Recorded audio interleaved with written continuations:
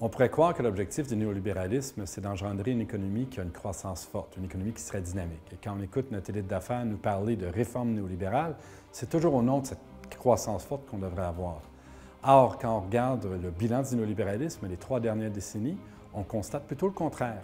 On a une économie qui a un taux de croissance plutôt moribond, un taux d'investissement relativement faible, pour ne pas dire très faible, et les salaires de la plupart des gens qui travaillent stagnent ou même diminuent un peu. Finalement, les inégalités explosent.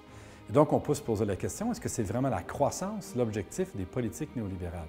Mais en fait, non, ce n'est pas la croissance l'objectif. L'objectif des réformes et des politiques néolibérales, c'est plutôt d'engendrer un climat pour 3 formes d'accumulation. Dans l'économie réelle, l'accumulation est basée sur la répression des salaires, une modération salariale. Une économie financière qui, elle, accumule par le biais de toutes sortes de rentes et d'instabilité puis de spéculation. Et finalement, une 3e forme d'accumulation, l'accumulation par dépossession, basée sur le transfert d'actifs publics en actifs privés, c'est-à-dire de prendre quelque chose qui serait de la richesse collective, puis de le privatiser, puis de le mettre entre les mains d'entrepreneurs privés.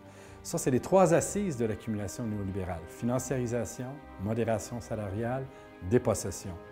Et donc, dans ce contexte-là, c'est quoi la finalité du néolibéralisme?